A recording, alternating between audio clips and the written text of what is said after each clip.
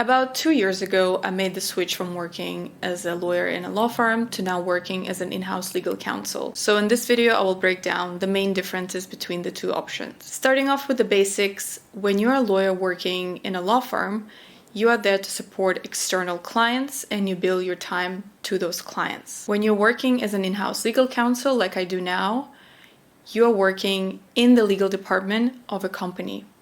You're there to support just that one company, and that's no different to working, for example, in the accounting or the marketing departments of a company. You only have that one client, which is the company that you're working for. When I was studying to be a lawyer, the whole career path of being an in-house legal counsel was not something that was widely advertised or promoted in university. It's something that was definitely reserved for very experienced lawyers with maybe 10 years of experience under their belt. That has definitely changed, especially over the past, I'd say 5 years. For a number of reasons, there are a lot more lawyers who are maybe junior lawyers or mid-level lawyers who are making the switch earlier. I find a lot of companies are actually expanding their legal departments as opposed to, outsourcing all of their work to external law firms because it's more cost effective. Also, a lot of lawyers, I think, maybe after the pandemic especially, like everyone else, decided that perhaps they want to explore options that would offer them better work-life balance. I definitely see people making the switch earlier, and I know at least 2 lawyers who started their legal careers as in-house legal counsel. So they actually never worked in a law firm environment and they don't have any plans to go and work for a law firm. So the first thing I wanted to talk about was the type of work. When you are a lawyer working in a law firm, especially if it's a mid-level law firm or maybe a large law firm, you are a specialized lawyer, and that means you work in a particular practice group. That can be M&A, finance, litigation, or maybe employment. That is quite different from being an in-house legal counsel, where I find that most lawyers who work in-house are generalist lawyers and they are expected to be a jack of all trades, and can be expected to be across areas such as general commercial law, employment, maybe even a bit of privacy, and maybe even a bit of dispute resolution. There are in-house roles that are specialized, but I find that 1, they're not that common, and 2, they're reserved for very niche areas, maybe employment, privacy, maybe litigation. Also, I find that companies that are growing and are in the business of acquiring other businesses, they have dedicated M&A lawyers. But in general, I do find that a career in-house is more of a generalist lawyer type of career. I'm definitely a generalist lawyer, and that means that day to day I focus on drafting, reviewing, and negotiating a variety of agreements, and I support various teams in the company that I work for, and I also provide general commercial advice. The second thing I wanted to talk about, and it's probably the most interesting thing for any student or maybe any junior lawyer, is the work hours. So when you work in a law firm, you have billable hours, and that means you have to bill your time to external clients, which means you have to record those billable hours. And you also have daily targets that you need to meet. In general, in big firms in Australia, that target is around 6.5 to 7.5 billable hours per day. And you might be thinking, well, 7 hours, it's not that long. A regular workday is longer than that. It's 8 hours or 8.5 hours. Well, one thing I actually don't think I comprehended when I was studying is the fact that not everything that you do in a law firm is considered billable hour. So some things that you do throughout the day can't actually be recorded and don't go into the calculation of that target that you need to meet. And that's because certain things, like for example, preparing for a client meeting or having an internal meeting, maybe with a lawyer from a different practice group, those things generally cannot be counted as billable time, so you can't record them. So what ends up happening for a lot of lawyers is that they end up working maybe 10, 14-hour days, and that's actually not that uncommon. One thing I wanted to mention is that there is a big focus when you work as a lawyer in a law firm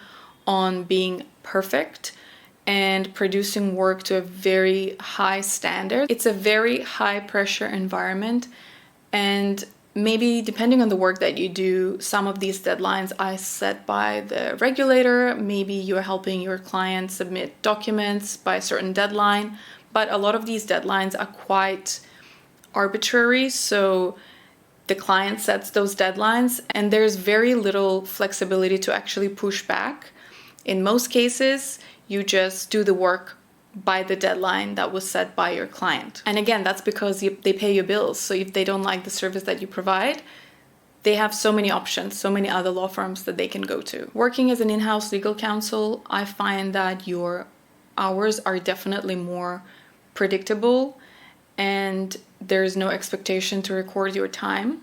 That being said, from what I've observed, the more senior you are, the more responsibilities you have. For example, maybe if you work for a company that is international, there is more expectation when you get to a more senior role for you to attend meetings with people from different jurisdictions, and the timing has to work for, different time zones.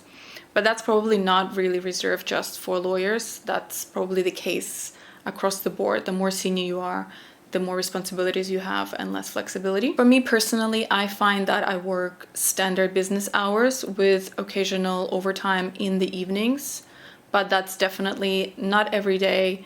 And I never work on weekends or check my email. I also never take my laptop or phone with me when I am on holiday. So when I take time off work, I definitely switch off. The last thing I wanted to mention is the dynamics. When you are a junior lawyer working for a law firm, you definitely don't have a lot of independence or ownership over your work. So anything that you do is reviewed by someone more senior. Normally the partner that you're working for may be the senior associate, which is a level below the partner level. If you do get to attend client meetings, you are generally there to observe and maybe take notes. So you don't actually get to speak during those meetings. Let's say you're working on something and you want to clarify something to continue doing your work. You wouldn't just call the client. You would generally go to the partner in your team. You would discuss it with them and they would decide what the next step is and, maybe schedule a call with the client to seek further clarification. So there are a few steps involved in essentially anything that you do because you don't have that much control over your work.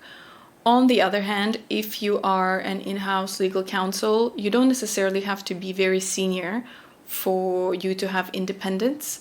For example, my work doesn't actually get reviewed by anyone. I am pretty much completely independent in my day-to-day job. There are instances where I would reach out to other lawyers because I work in a team. So I would reach out to other lawyers in my team, maybe if something is particularly complex or I haven't done it before.